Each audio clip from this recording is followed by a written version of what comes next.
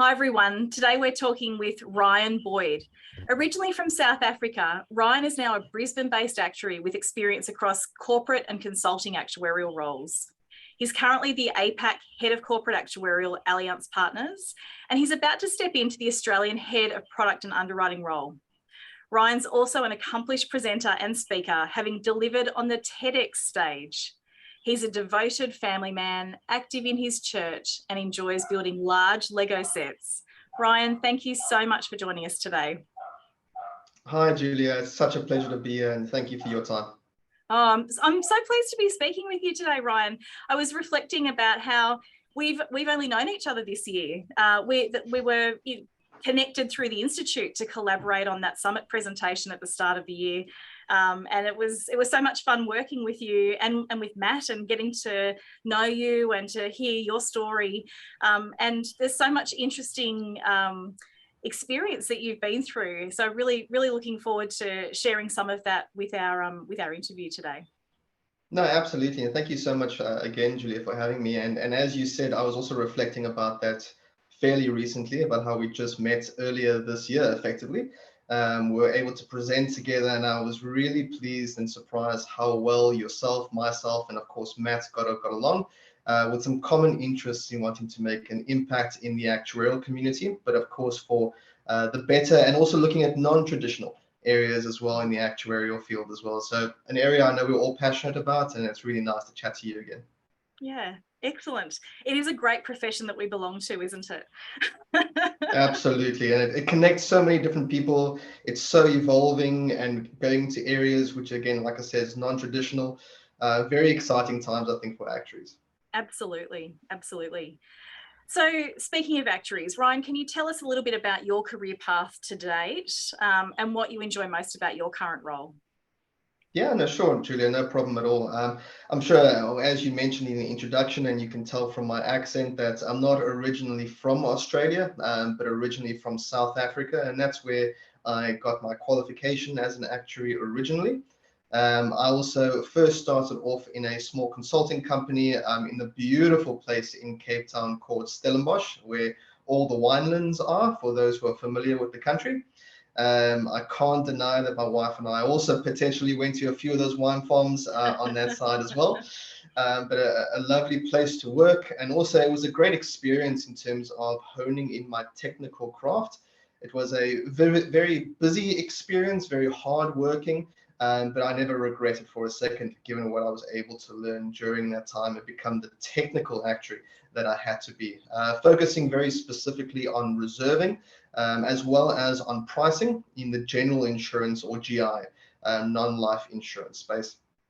After my time at Sigma Synergy, I went over to Deloitte, and during this time, I also opened up a various set of different skill sets away from the technical side.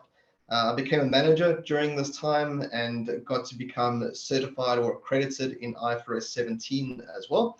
And also looked into other areas such as enterprise risk management, capital modeling, looking at various different regulatory requirements, and of course the IFRS 17 reporting standard that I mentioned, but also still within that non-life insurance space. Mm-hmm. However, I did take a bit of a sidestep to a very non-traditional area when I was at Deloitte, and then started in corporate social responsibility. And making use of the opportunity of working at such a great brand like Deloitte, but to be able to try and make an impact in the society and the communities around South Africa at that time. Myself, including a whole host of a great team, were able to start off something unique in the Western Cape province of South Africa, where we were able to develop a brand new department focusing on corporate social responsibility. And what I enjoyed about this was we had the opportunity to use our actuarial skills, but also other various different skills around the business as well to make this difference in other people's lives. It's not it's not a space that is very well known for having various different professions involved with it, but something that I felt made, I hope, at least a small difference in the culture within Deloitte, but also, of course, with the people that we were getting engaged with and supporting during the years that I was involved there. Wow. I just had one question because I'm so curious. You said that when you moved into this different area, you were using your actuarial skills, but then you were using a whole lot of other skills. I'd love to know more about all of those other skills, but could you tell us about one other skill that you used? I'm putting you on the spot here. I know that we didn't talk about this, but I'm super curious because when we move out of traditional actuarial work, often we do need to build our skill set out and to do some other things. But I was wondering if you can talk us through one of those skills that you used that you found was important. Sure, no problem, Julia. I think I'll raise you one and even give you two skills. Excellent. That's there. I think that one area that actuaries are probably not aware that they start developing during their time as actuaries, because it's not something that we traditionally focus on. We're more focused on the technical side and our techniques and methodologies and the mathematics and statistical space and business. But it's that communication skill enables us to be able to understand very complicated matters, and maybe even matters that we're not necessarily very experienced in, and enables us to translate that to various different stakeholders. And I think that's a very important space when you're working in the corporate social responsibility, because you're working with an extremely diverse sets and groups and corporates and organizations that are within the space. And not all of them are necessarily doing the same thing, but they all have the same heart, and of course the passion of wanting to make the environment and of course the communities they're working with, putting them into a better phase. But in order to do that, you do need to be able to have very good communication skills. With that, I would definitely couple in there the project management skill that actuaries also get through the actuarial control cycle and through all the various different things that we've had to develop and grow in our technical skill sets, but to support and help nonprofit sector in installing those types of project management skills, processes, things that require governance and accountability. Those things can help you really improve the output that you're wanting to achieve within the CSR space. I hope that answers your question. It does. And I think it's the communication and the project management, they're so fundamental for being successful in so many different aspects, but they're so important to add to those technical actuarial skills, and they're not always directly taught to us. Yes. And being able to, and they're such big headings, aren't they? Communicating with actuaries is very different to communicating with non-actuaries, different stakeholders, and as you said, people with different the same purpose, a common purpose, but maybe a different language or a different background. How do you cross those barriers and make sure everyone's on the same page? It's a really important skill. Absolutely, and even just a sidestep from skills, it's something that I'm very passionate about, but it's about having the heart to make a difference in other people's lives as well. I think this is, I guess we'll touch on that a little bit later as well, but I think it's about really having a non-self-focused attitude to your career, and of course to the people you're involved with, your stakeholders.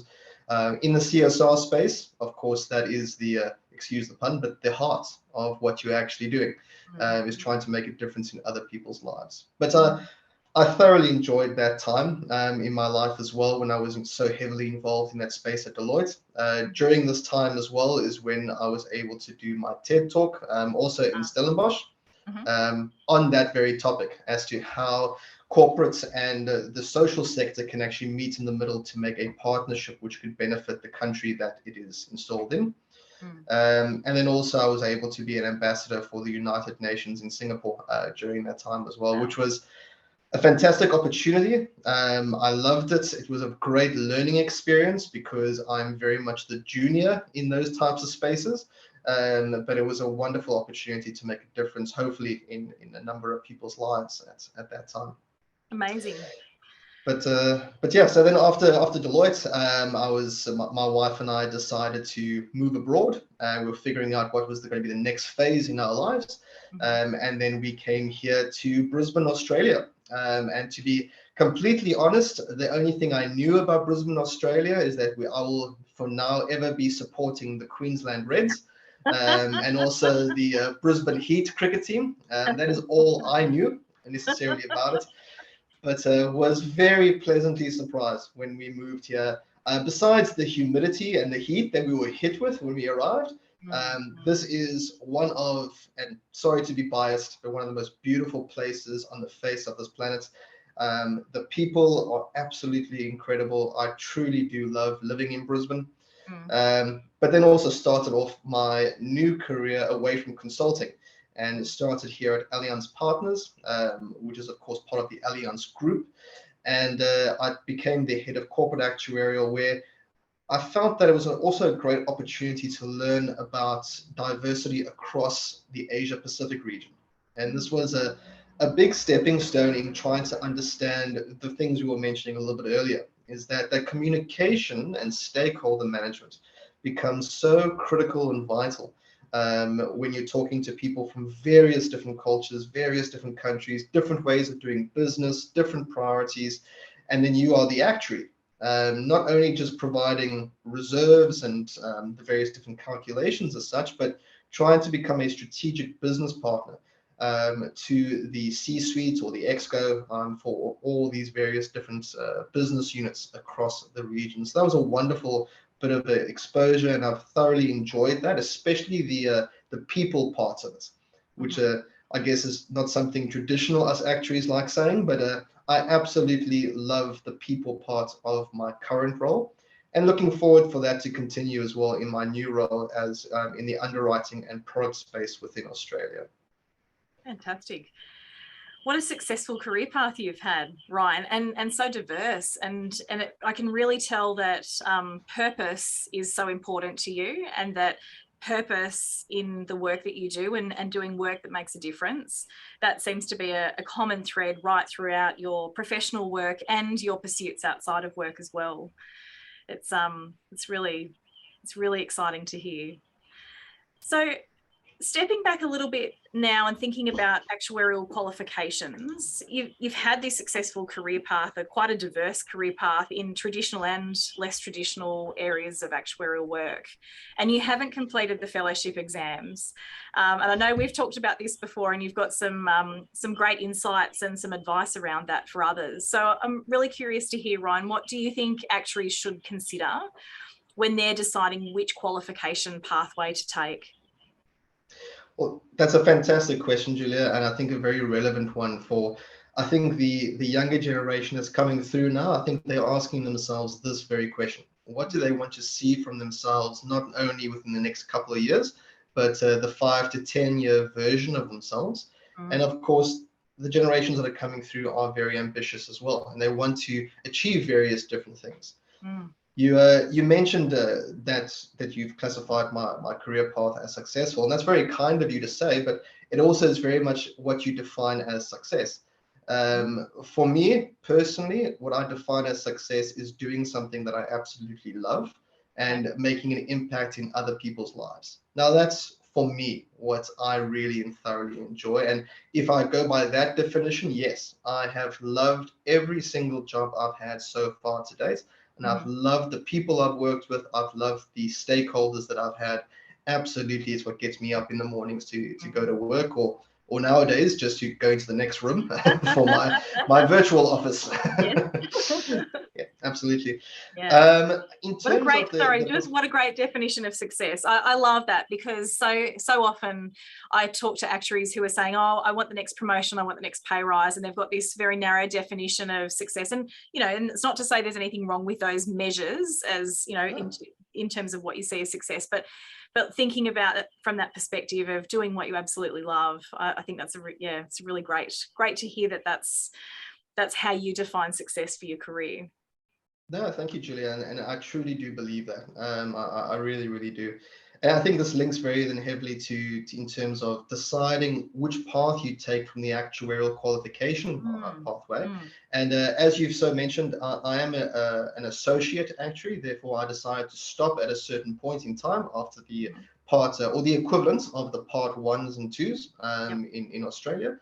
It's not to say that I haven't written a number of exams, but of course, like many of us fellow actuaries, or sorry, poor choice of word, because I'm not a fellow, but as the community of actuaries, those actuarial exams are not the easiest things to get through. No, they're very character building, or so they say. Absolutely, similar to the army, but very character building. I mean, it's been the training that you go through. So I think in the sense of these exams, I think that absolutely grows and develops perseverance. It grows discipline. It grows that sense of hard work. And in many areas, it does actually help humble us as people, because very seldomly do you pass those exams on the first round of things. And that's completely fine. And just on a side note, if I can speak to the actual community, in that it's okay to struggle through those. There's no expectation for you to pass each of those, and it's not a reflection on yourself. If anything, it's great opportunities for you to grow and learn and test yourself through those times. But in terms of whether you stop at associateship like myself, or whether you continue on to fellowship, it really depends on what you want from your career. If you are wanting to go forward with the technical side of the actuarial profession, or if you're wanting to go towards becoming a chief actuary, opening up your own insurance business or actuarial consultancy firm, if you're wanting to get involved more and more in regulatory requirements, all of these things, there's no really any other way. You do then have to complete your fellowship. It provides you with that very well-earned qualification, which gives you the power to be able to sign off on various different things across the markets. And that is absolutely required and needed. For me, however, that wasn't necessarily my ambitions in terms of my career. I do enjoy the non-traditional side of the actuarial career as well. And in my career so far, in the various different jobs that I've had, I haven't necessarily required to have the fellowship component of that qualification.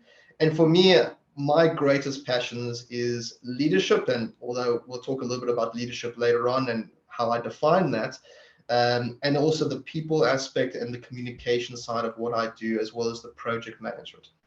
Now, those are areas where I've learned a great deal through the actuarial profession and through the exams that I went through to become a qualified associate actuary. And it enabled and empowered me to be able to grow in the other areas that I'm very passionate about. So my 2 cents worth of advice to young actuaries, or people, doesn't have to even be young actuaries, any actuary that's going through that qualification process, is decide what you want from your career. Talk to people, go for mentorships, go for courses, talk to associate and fellow actuaries alike from around the world, if you can, through the various different networks that are available to you, and find out what makes you tick about what you want in your career. And then, of course, there's the practical side of all these exams require sacrifice, and you need to decide what you are willing to sacrifice and what you're not willing to sacrifice to achieve your goals. Unfortunately, we can't have everything we want. I wanted to play cricket for Australia. They failed to mention I have to be good to do that. So I wouldn't have you. Oh, right. But yeah, that would be my 2 cents worth of advice, at least on the professional qualification, and of course the journey that you take. Yeah, no, that's great, because sometimes I think we just see getting qualified as a series of hoops we all need to jump through, and we need to get through all of them. And it's insightful to hear from your perspective, you know, that benefit in looking forward about what you want from your career, because everyone's career paths will be different.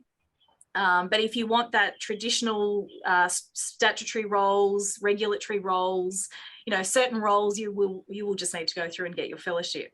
But other roles may not require it. So you might be able to make some trade-offs there. It doesn't mean it's necessarily an easier path. It just means you're taking a different path and investing that energy, instead of investing it in fellowship exams, investing it somewhere else to support some of that broader skill set that you might be looking to develop in those different roles. So yeah, great advice. Thanks, Ryan. So speaking of some of those other things that we do and having a different kind of career and finding things that we enjoy doing, you've mentioned a couple of times your TED Talk, and I'm super impressed. I just think a TED Talk is just kind of like the ultimate, most terrifying thing that anybody could absolutely do. So I'm so impressed that you've done it, and I've seen your TED Talk and I loved it. But you are an accomplished presenter, TEDx and elsewhere. What prompted you to take on that challenge of public speaking? What prompted you to build out that presentation skill set? And what's it done to help your career as well? Well, thank you. Also, great question, Julia. And you're way too kind in terms of my presentation skills and abilities. And I am my absolute worst critic. So I forced myself to watch my TED talk for the first time actually yesterday because I thought the question might come up, and that was 5 years ago when that happened. So and I was cringing through the whole thing. But besides that, no, thank you for the question. I think from my point of view, the first time I presented something formally was when I was 16 years old. Many years ago, and I was presenting Bible stories to children. And if you ever wanted to test out your presentation skills, try to keep a child's attention for more than 5 minutes. So in true Ryan fashion, I brought my Lego sets and toys to kind of show them that. But I think what it taught me at that time, and I really was bitten by the presentation bug at that moment, because I realized that if you have the ability to speak out your words and express how you are truly feeling about something in a way that people can appreciate and also understand from their side, you have an opportunity to become vulnerable, to kind of let other people into your life as well, which is a lot more difficult than what it sounds. Just letting people get to know you. During COVID, of course, this became a whole new different level of that, because now everything's virtual, or mostly virtual these days. But on the other hand, also that you have the opportunity to make a difference in somebody else's life, which was something that I didn't necessarily always think about with school orals or times when you had to stand up and speak in front of your class. You're more worried about the mark that you're going to get at the end, or how you're going to be graded. And then you have your cue cards, and you're going to read your cue cards. But you're not really too concerned about anybody listening to you or hearing what you have to say.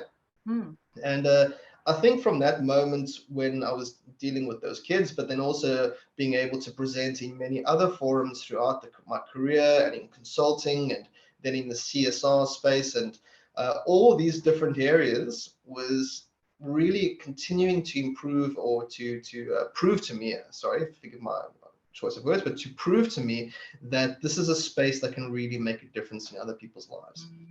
And then also in my current roles, to be able to say things in a way that somebody else can understand. And that's even aside from language. I mean, you get physical languages or traditional languages like French, English, German.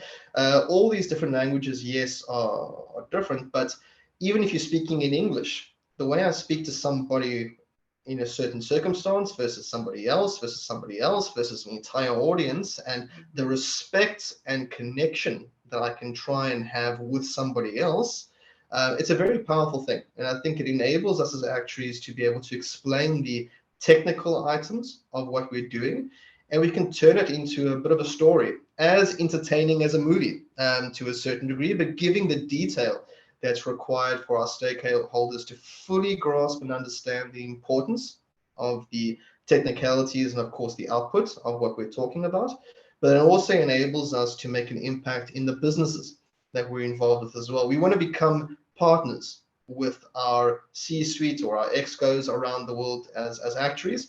And from that point, we need to be able to communicate the different areas that we're involved with. So this, for me, was a very important part that supported and helped me in my career. And it's an area that I'll continue hopefully improving in. And who knows, maybe there's another TED Talk in the future as well. I look forward to that, Ryan. But what a great way of looking at presenting, because, you know, you were talking about when you're at school and it's about the marks, and it's also, I remember it was about, oh my gosh, what if I say something wrong or silly and my classmates laugh at me? Like, there's that fear of me as a presenter. But listening to you talking about presenting, it's really a gift that we're giving to others. It's not actually about us. It's about wrapping it up into a story to help others and to give others useful information or things that they need to know in a way that's digestible and practical for them. It's not really about us as the presenter. So we almost need to get over ourselves and those fears, and see it really as benefiting our audience rather than our own self-consciousness or own worries. I agree with you on that. I think it is very much focused on your audience, and that should always be the focus of whenever you speak anything, really. Even if you're speaking to your partner or your family, it's all about them. Are you benefiting them with the words that you're saying? And it goes for corporates and, of course, any other aspects of life. But you'd also be quite surprised about the self-growth you get by doing it, and what you learn about yourself when you are in front of a host of people and you become more aware of what you are saying. You start becoming more self-forgiving, because you are going to make a mistake when you're speaking. I've just gotten very good at hiding my mistakes, but there is that ability to speak out and to learn more about yourself. And then when you're hearing yourself, you learn about the things that you actually start finding important in your life as well. So a very I find a great exercise for anyone to try out, whether even you feel that you're talented in it or not. Just the practice of it is definitely something fulfilling for others, and there is that byproduct for yourself as well. Growth for yourself as well. Yeah, amazing. Thanks, Ryan. So I look forward to that future TED Talk of yours. But my final question for today's interview is around actuaries stepping into their first management role. What's your top tip for actuaries who are getting ready for their first people management role? Also a very great and relevant question. And I have a fair amount of experience in this area as well, mentoring and discussing this topic with various different actuaries in different walks in life. The actuarial profession is great for various different things and opens up a number of doors in your career. And those exams that you're writing are also going to teach you, as I mentioned a bit earlier, a lot of things for you. One of the things that are not necessarily directly included in those exams is management skills, or are management skills. They touch on it, but not necessarily as in-depthly as what you may feel you need to be adequately prepared to take on your first management position. And traditionally speaking, usually once you have finished your exams or you've become a fellow actuary, there is this automatic promotion / expectation, perhaps by our actuarial community, that now you are ready for a management position. And this can be a bit of a daunting expectation, and also a daunting promotion to get, because now your focus needs to step away from the technical side potentially of what you're doing, and having that hands-on practice in whatever software, or if you're working in Excel or coding, all of these things have been very much governed by you and what you've been doing. Now, the most difficult thing to do when you are the artist, so to speak, dealing with it, is to now step back and let somebody else paint on your portrait, to be able to see how that's going into the future. But not only just step away, being able to communicate what that person is now doing to others. And then you see again that communication skills starts becoming even more so important in a management position. But then lastly, I can't stress enough how leadership, and this is where I sometimes stray from the word management, because I think management can very easily be replaced with coach, or people empowerer, if there is such a word. But the idea is that you become not necessarily the person who manages a team, but the person that empowers and supports and enables them to achieve their work, and also to enable them to develop to become their own stars of their movies, so to speak. I like that. I always have this simple ambition, is that anyone in my team, I want to call them sir or ma'am or boss or anything you'd like to call. I want to call them somebody who's my boss one day. And then I will feel like I've done my job to empower them. And because, of course, your career up to this point, before you've made that transition, is going to be very focused on your work, on your qualification, on all the things that's about your life, it really then becomes the most difficult stage, is to transition. Well, now it's not about me, it's about my team. and it's about making sure that they can achieve their goals, both in their development, but of course achieve the goals for the company, and being that liaison in terms of our various stakeholders, our team, all of those different areas. So my 2 cents worth of advice would be that there are materials out there. Julia, your company itself has got some wonderful exposure and leadership courses that people can be taking a hold of. Get that mentorship training, those courses, to get exposure into what being a leader really means, to support and help you to go to that next phase. There's nothing wrong with asking questions. No one should be expected to be a leader in that position when you've never really necessarily been trained to do that, perhaps. Therefore, you need to take the power into your own hands and start asking questions, start growing, humbly coming to that type of topic and becoming the champion for others when that transition happens. Great advice, Ryan. You're so right. We don't learn how to manage or communicate. We learn how to do our modelling and our actuarial theory. We learn all of our technical skills, but nobody really teaches us, even though we are expected at some point to step into a management role. And it's, as you say, it's a completely different mindset. It's a completely different skill set. It's a completely different way of doing your work. And yeah, I love your advice that no one's born knowing how to do it. That we just need to ask questions and take it into our own hands to learn what we need to do to be effective. That's great. So Ryan, thank you so much. We've covered a lot of ground this morning. We've heard a bit about your career path to date, some of the interesting things that you've done over your time so far and what you've got ahead. We've heard a bit about what your thoughts are around whether to become a fellow or whether or not to take the associate path, and to really think about what's important in terms of your career aspirations in informing that decision. You've talked about the importance of presenting and how you were bitten by the presenting bug when you were presenting to your Bible study children with your Lego set, and how useful that's been in your career to date as well. And you've also shared some really valuable advice for actuaries becoming managers. Is there anything else that you'd like to share with us before we close today?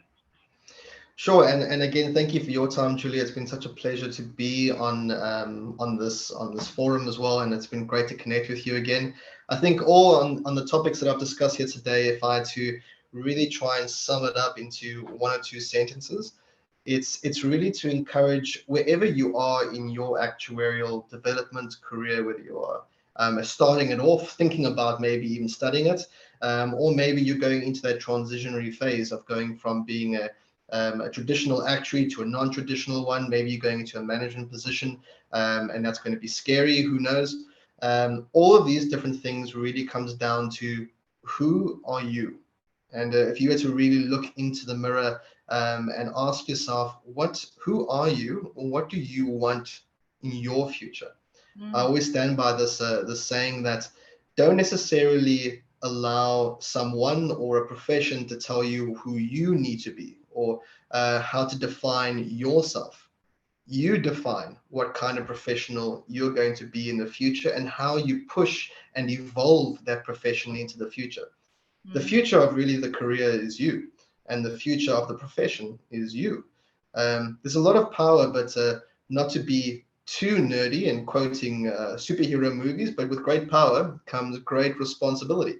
And you have that responsibility of your own career, of the future, of the places that we live in. And I want that to be an encouragement, but also a challenge to those who are listening here today. You can do that. And I think you have a very exciting future ahead of you in the actuarial profession. Amazing advice, Ryan. Thank you. Working out who you are and what you want, and the power and responsibility that comes with that. Ryan, thank you so much for your time today. It's been an absolute pleasure speaking with you, and I look forward to that next TED Talk. Great. Thank you so much, Julia. Have a great day. Thanks, Ryan.